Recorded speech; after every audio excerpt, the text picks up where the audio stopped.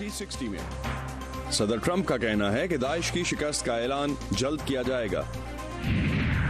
Freedom house के मुताबिक अमरीकी जमहूरियत की बका को सदर ट्रंप की मौजूदगी से खतरा लाहक है और दोस्त ममालिक से मिलने वाले डॉलर्स पाकिस्तान को कहां तक बेल आउट कर सकेंगे।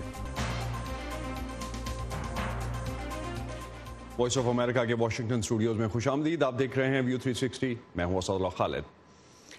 सदर डोनाल्ड ट्रंप ने कहा है कि अमेरिका की जानिब से जल्द ही दाइश की शिकस्त का ऐलान कर दिया जाएगा। सहर माजिद कैपिटल हिल से हमारे साथ हैं, उनसे जानते हैं कि सदर ट्रंप की जानिब से और क्या कहा गया है इस सिलसिले में।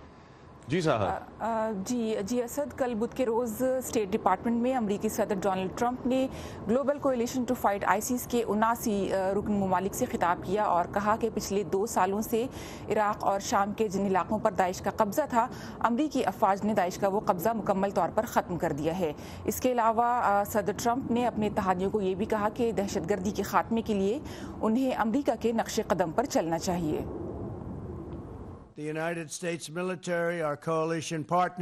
अमरीकी अफवाज अपने इत्तेहादियों और सीरियन डेमोक्रेटिक फोर्सेस की मदद से हम शाम और इराक में दाइश के जेर कब्जा तमाम इलाकों को आज़ाद करवा चुके हैं और इसका बाकायदा तौर पर ऐलान अगले हफ्ते किया जाएगा। हमने दाइश की खिलाफत को 100% खत्म कर दिया है। इमिग्रेशन सिक्योरिटी कौमी सलामती के मुतारादिफ है और गैर मुल्की जंगजुओं को हमारे मुल्क तक रसाई नहीं मिलनी चाहिए। हम इस बारे में इंतहाई सख्त रहे हैं।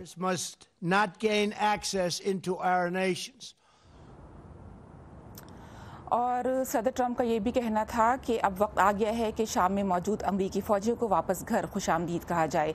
उन्होंने ये भी कहा कि शाम के कुछ इलाकों में दाइश के कुछ गिरोह मौजूद ज़रूर रह जाएंगे, लेकिन ना तो वो वहाँ मौजूद कुदरती वसाइल पर कब्जा कर सकते हैं और ना ही वहाँ के मकामी लोगों से टैक्स वसूल कर सकते हैं। जी थैंक यू सर। एक जानिब सदर ट्रंप का दाइश से मुतालिक ये ऐलान और दूसरी जानिब हाल ही में सेनेट में एक समाअत के दौरान अमेरिका के हसास इदारों के सरबराहान ने आलमी खतरात के बारे में अंदाज़ों और तज्जियों पर मबनी एक रिपोर्ट पेश की। इस रिपोर्ट में कहा गया है कि दाइश के हज़ारों जंगजू अभी भी इराक और शाम में मौजूद हैं और दाइश अब भी एक खतरा है।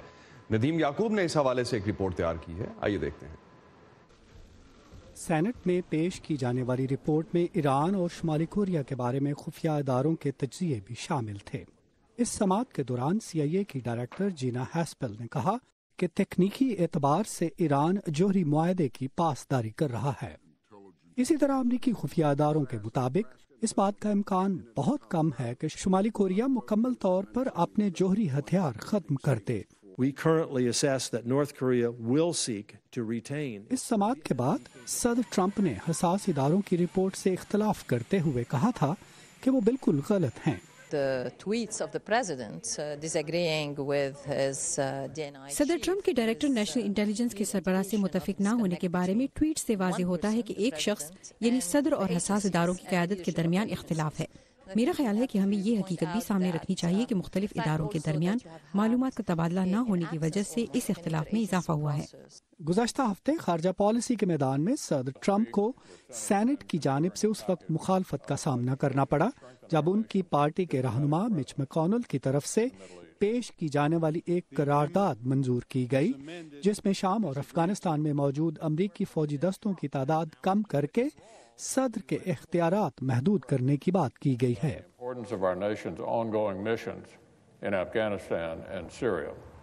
सदर ट्रंप के शाम से फौजें वापस बुलाने के फैसले पर वजीर दिफा जेम्स मैटिस ने अपने ओहदे से इस्तीफा दे दिया था और अब कांग्रेस में दोनों जमातों से ताल्लुक़ रखने वाले अरकान भी सदर के शाम और अफगानिस्तान से फौजें वापस बुलाने पर तहफ़्फ़ुज़ात का इजहार कर रहे हैं। ये पहली दफ़ा नहीं कि सदर और हसास इदारों के दरमियान अहम सिक्योरिटी मामलात पर इख्तिलाफात सामने आए हैं। मेरे ख्याल में 3 ऐसे मामलात हैं जिन पर सदर और हसास इदारों के दरमियान इख्तिलाफ है। पहला शुमाली कोरिया पर कि कितना इम्कान है कि वो अपने जौहरी हथियार खत्म कर देगा। दूसरा ईरान, क्या आया वो जौहरी मुआहदे की पासदारी कर रहा है, हालांकि अमेरिका इस मुआहदे से अलग हो चुका है। तीसरा इराक और शाम में दाइश की मौजूदगी। एक तज्जियाकार की हैसियत से मैं हसास इदारों की मालूमात को परखता हूँ। सदर ट्रंप का अपने नजरियात आगे बढ़ाने का अपना अंदाज है।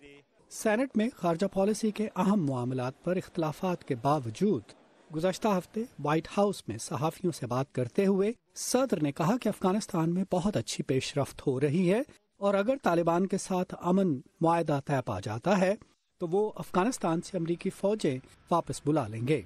नदीम याकूब, वॉइस ऑफ अमेरिका, वाशिंगटन। इस हफ्ते की एक और भी अहम डेवलपमेंट रही जिसमें सेनेट में एक समाअत के दौरान सेंटकॉम का कमांडर जनरल जोसेफ वॉटल ने सदर ट्रंप के शाम से फौजी दस्तों को वापस बुलाने के ऐलान के बारे में बात करते हुए कहा कि व्हाइट हाउस ने इस मामले पर उनसे मशवरा नहीं किया था। शाम और इराक में दौलत इस्लामिया के खतरे के बारे में एक सवाल के जवाब में जनरल का कहना था कि हसास इदारों के आदादोशुमार और तज्जिए ठीक हैं। मुझे इस मखसूस ऐलान के बारे में मालूम नहीं था, मगर यकीनन हमें मालूम है कि माजी में सदर ट्रंप शाम से निकलने की ख्वाहिश और नीयत का इजहार कर चुके हैं। मैं हसास इदारों के अंदाजों से मुत्तफिक हूँ। मेरे ख्याल में हसास इदारों के अंदाजों के मुताबिक इराक और शाम में अब भी 20 से 30 हज़ार जंगजू, मुआविनकार और मददगार मौजूद हैं, मगर ये एक एतदाल पसंद किस्म का अंदाजा है।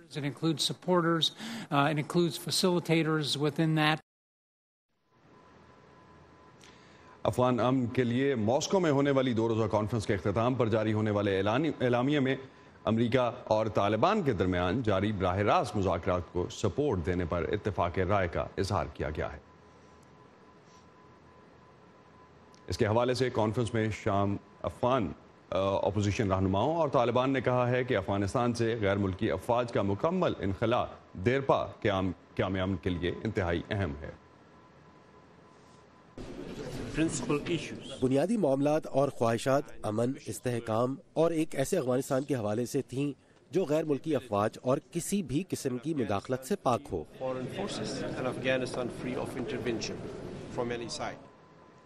के साथ बात कर रहे हैं और कोशिश कर रहे हैं कि अमरीकी अफवाज जितना जल्द मुमकिन हो अफगानिस्तान से निकल जाएं।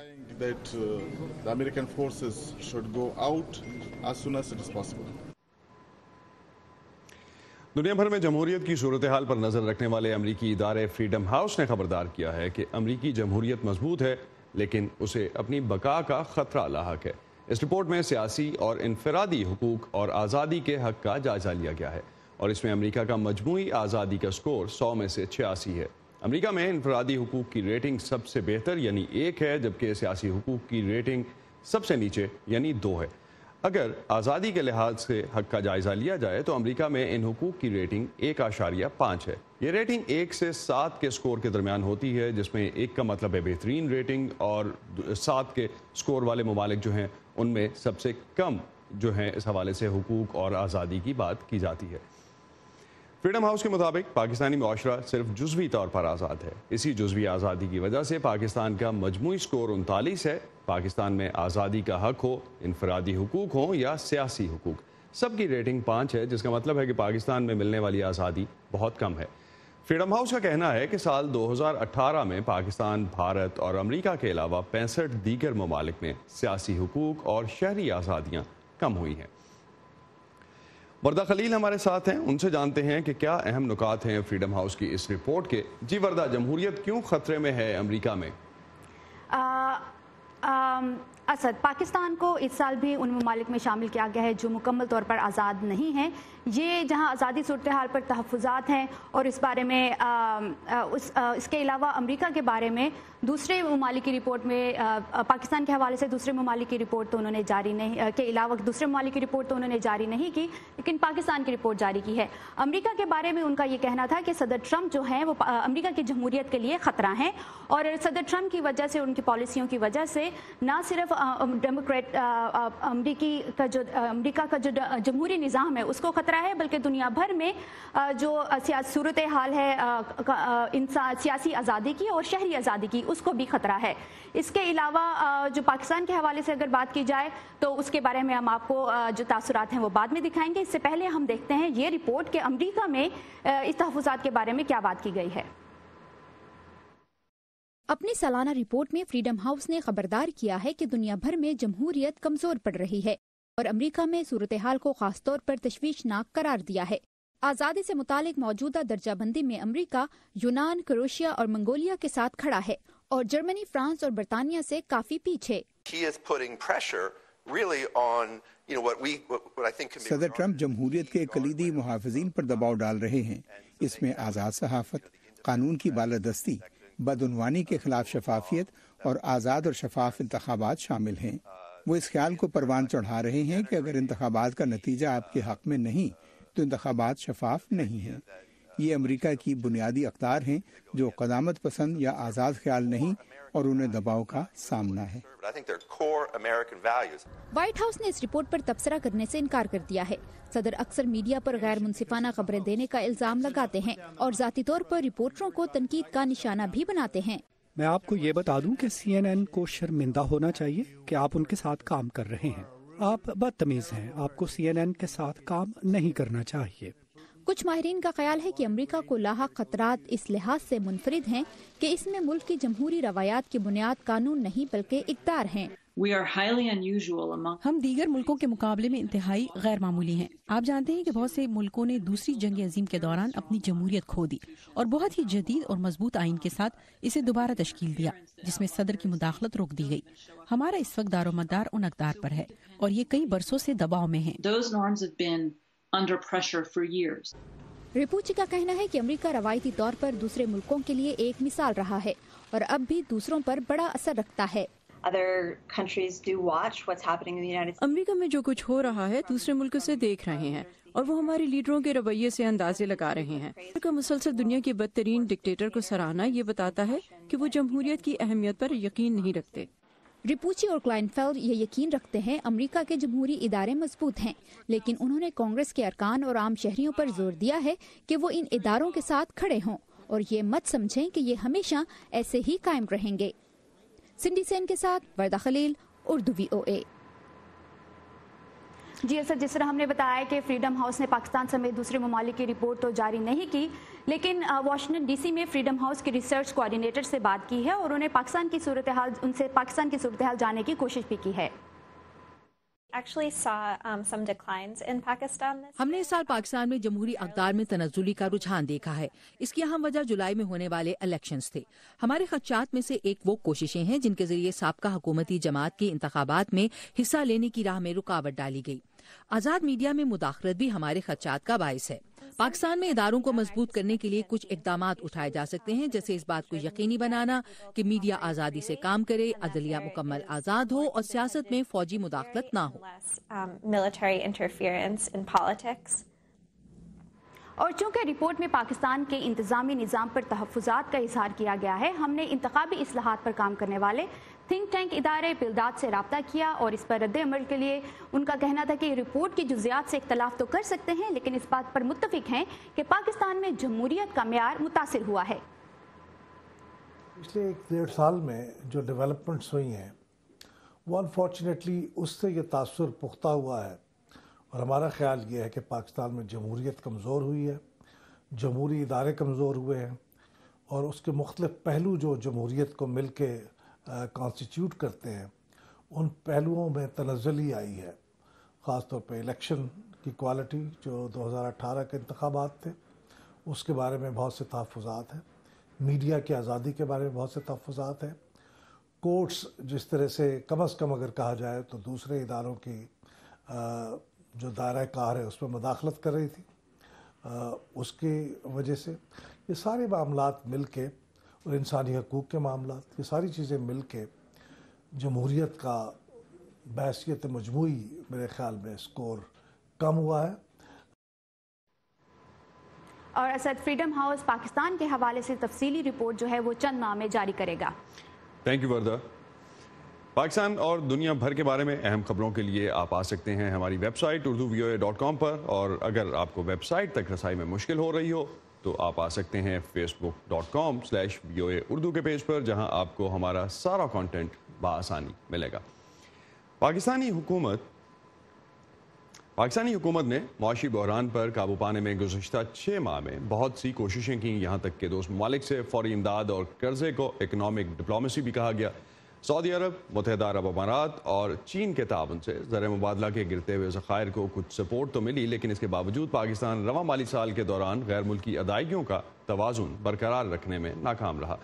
باوجود اس کے کہ بین الاقوامی مالیاتی فنڈ سے مذاکرات کا سلسلہ جاری ہے، لیکن ابھی بھی IMF سے قرض لینے یا نہ لینے پر حکومتی عہدیداروں کے بیانات میں تضاد ہے۔ موجودہ حکومت نے اکنامک ڈپلومیسی کے ذریعے سعودی عرب سے $3 ارب کا قرض حاصل کیا، جبکہ سعودی حکومت کی جانب سے $3 ارب کا تیل 2021 تک ہر سال مؤخر ادائیگیوں پر دینے کا وعدہ بھی کیا گیا ہے۔ متحدہ عرب امارات نے پاکستان کے تیزی سے کم ہوتے ہوئے زر مبادلہ کے ذخائر کو سپورٹ کرنے کے لیے $1 ارب کا قرض دیا اور اس کے ساتھ ہی $2 ارب کا قرض وعدہ بھی کر چکے ہیں، جس کے آنے کی امید بھی کچھ دنوں میں ہے۔ اس کے علاوہ چین کی جانب سے بھی پاکستان کو $1 ارب کا قرض دے دیا گیا ہے۔ چین پاکستان میں سی پیک کے منصوبے میں بھی بھاری سرمایہ کاری کر رہا ہے، لیکن یہ ساری رقم چین کے اپنے بینکوں سے راؤٹ ہوتی ہے، جس کے باعث پاکستان کے غیر ملکی زر مبادلہ کے ذخائر میں اس سے کوئی سپورٹ نہیں ملتی۔ پاکستانی حکام کی جانب سے سرمایہ کاری کے حوالے سے روس اور قطر کی جانب سے سرمایہ کاری کی بات کی جا رہی ہے۔ اس کے علاوہ سعودی شہزادے محمد بن سلمان کے اس ماہ پاکستان آمد پر بھی سعودی سرمایہ کاری کی امید کی جا رہی ہے۔ پاکستان کے IMF سے قرض لینے پر کنفیوژن ابھی تک برقرار کیوں ہے اور دوست ممالک سے ملنے والے قرض سے معاشی مسائل کا حل کیوں نہیں ہو سکا، اس سب پر ہم بات کریں گے خرم شہزاد سے، جو کہ معاشی امور کے ماہر ہیں۔ خرم، تھینکس فار جوائننگ اس۔ کتنے پیسے اور چاہیے پاکستان کو اس سال اپنی جو ادائیگیاں ہیں ان کو پورا کرنے کے لیے، قرض کی ادائیگیاں اور ملکی معاملات کو چلانے کے لیے؟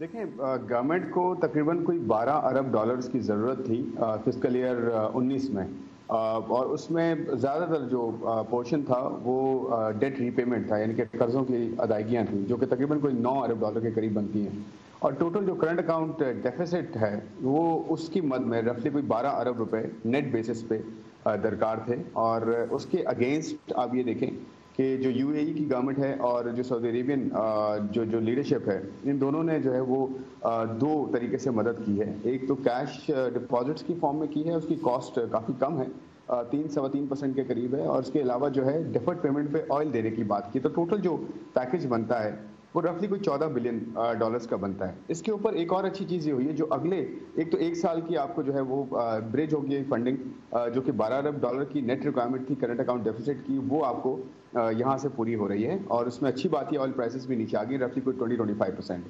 اور اس کے ساتھ ساتھ FDI کی مد میں جو ہے وہ دونوں کنٹریز نے ریفائنری لگانے کی بات کی ہے، جو سی پیک کے کانٹیکس میں بھی بہت امپورٹنٹ ہوگا، جس کی جو اماؤنٹ بنتی ہے رفلی کوئی $8 سے $9 بلین کی بنتی ہے ایک ریفائنری کی، جو کہ پاکستان میں لارجسٹ ہوگی، اور وہ سارا چائنیز جو ریفائنڈ پروڈکٹس کی ریکوائرمنٹس ہے وہ پورا کرے گی پاکستان کے تھرو، یہ اچھی بات ہے۔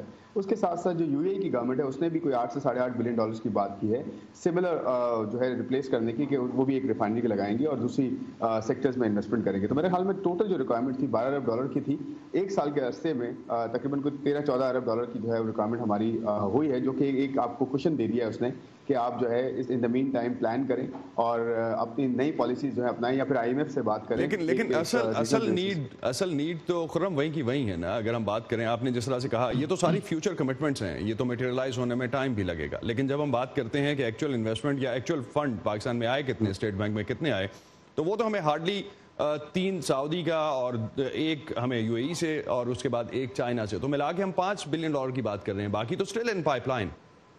دیکھیں، جو ٹوٹل کیش ریکوائرمنٹ ہے وہ رفلی کوئی $6-6.5 بلین کی ہے، اور اس کے اگینسٹ آپ کے $3 سے $4 بلین ابھی آ چکے ہیں، اور آئی تھنک ریمیننگ جو ہے وہ آپ کو $3 سے $6 بلین کے قریب جو ہے وہ جو سپورٹ ہے وہ آئل امپورٹ کی جو ہے ڈیفر پیمنٹ پہ آئل امپورٹ آپ کو جو ہے وہ مل رہی ہے۔ دیکھیں یہ اچھی بات کیا ہے، اس میں یہ ہے کہ $6 بلین کی جو بات ہو رہی ہے through oil imports based on deferred payments, اس میں کیا ہو رہا ہے، اس میں 30% جو ہے آئل آپ کا نیچے آ گیا ہے، پلس آپ کی جو پیمنٹ ہے جو $6 بلین کی پیمنٹ ہے، یعنی کہ جو میں $12 بلین کی بات کر رہا ہوں کرنٹ اکاؤنٹ ڈیفیسٹ کا، اس میں یہ $6 بلین انکلوڈیڈ ہے سر۔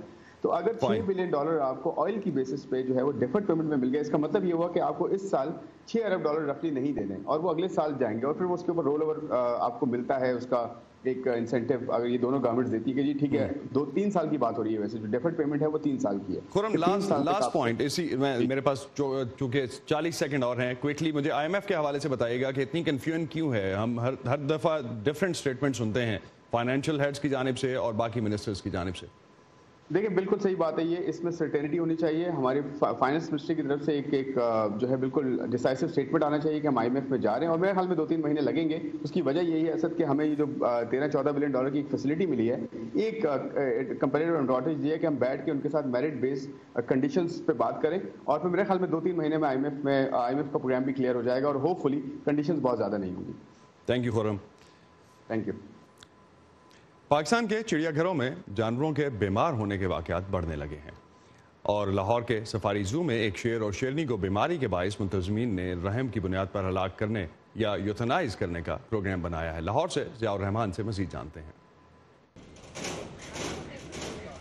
لاہور کا سفاری زو ہو یا چڑیا گھر, دونوں جگہوں پر جانوروں کے لیے ماحول عالمی معیار کے مطابق نہیں. لاہور کے چڑیا گھروں میں گزشتہ چند سالوں میں ہاتھی, زرافے, ہرن, چیتے اور شیر بیماری کے باعث ہلاک ہو چکے ہیں. ان دنوں توجہ کا مرکز ہے لاہور کے سفاری زو میں ایک شیر اور شیرنی, جنہیں اپنی پیدائش کے 5 ماہ بعد ہی چلنے پھرنے میں مشکل پیش آنے لگی.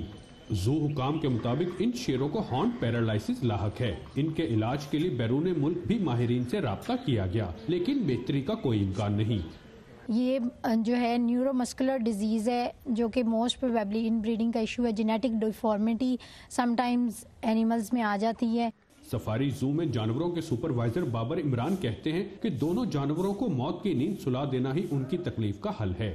پہلی دفعہ زو مینجمنٹ نے یہ فیصلہ کیا ہے ہم لوگوں نے کہ ان کو کلنگ کا جو ہے نا وہ پروسیس چلایا جائے, اور فرسٹ ٹائم یہ ہم کرنے جا رہے ہیں تاکہ ان کو اس بے رحمی جو زندگی گزار رہے ہیں ان سے چھٹکارا پایا جا سکے. ماہرین کے مطابق پاکستان میں جانوروں سے متعلق مؤثر قانون سازی نہیں ہے, اور چڑیا گھروں کی انتظامیہ کو بھی جانوروں کے حقوق معلوم نہیں.